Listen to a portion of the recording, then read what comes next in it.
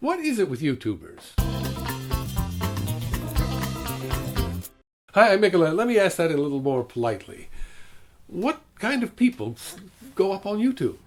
I mean, I'm still mulling over what Jazz has said about what Rosie said about what Hank said about what Michael said about what Charlie said about the anxieties of YouTube creators.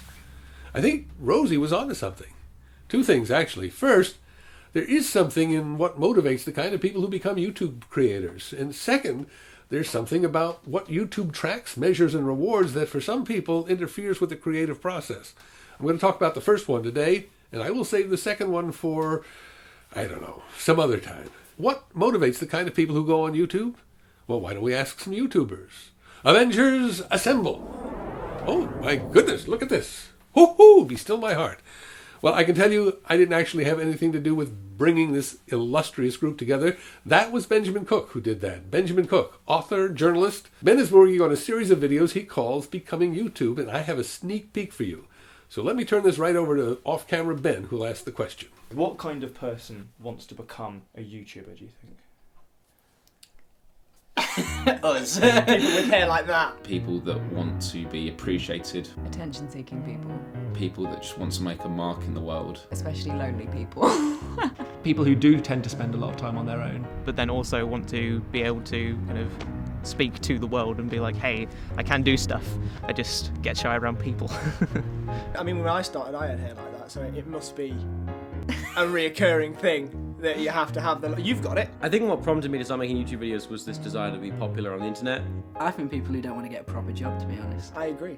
I kind of just want to be famous, and I want validation. You have to be bored.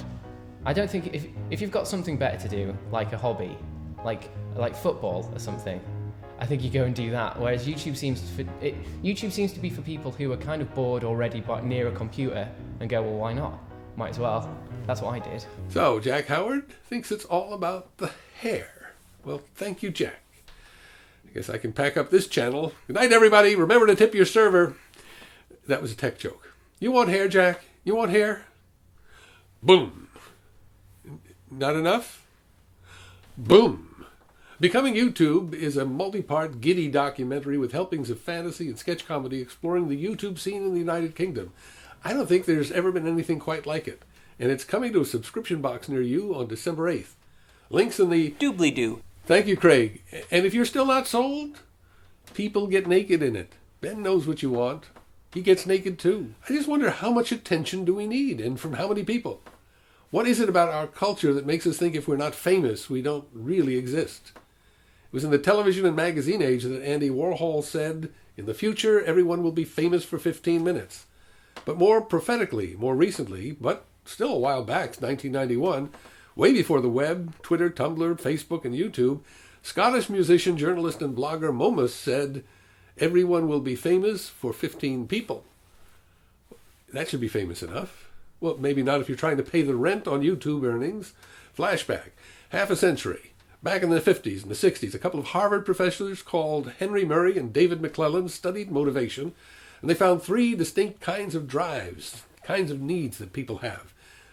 Different people have different drives. See if you recognize yourself or anyone you know in them. Here's one style of motivation. Murray and McClelland called it NH, for need to achieve.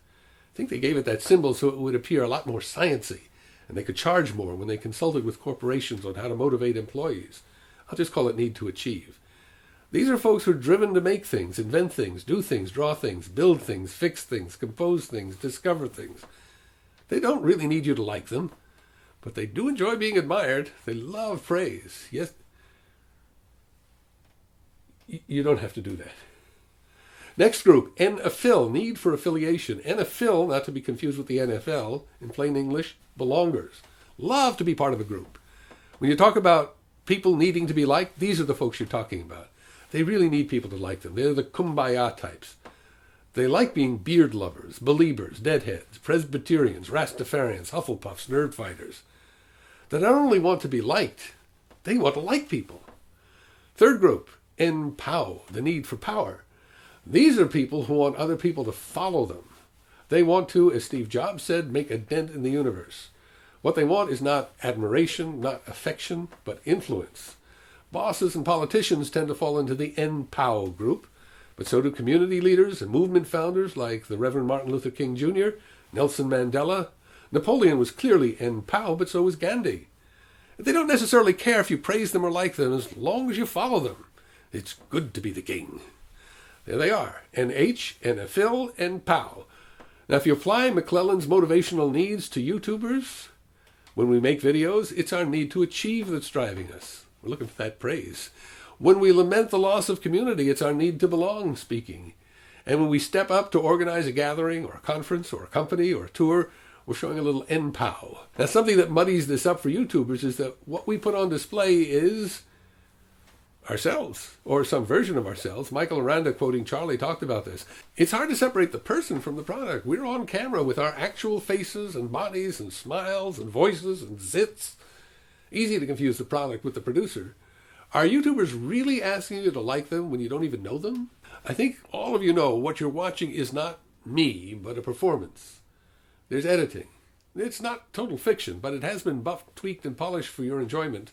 Approval, likes, comments. Oh, I shouldn't do that.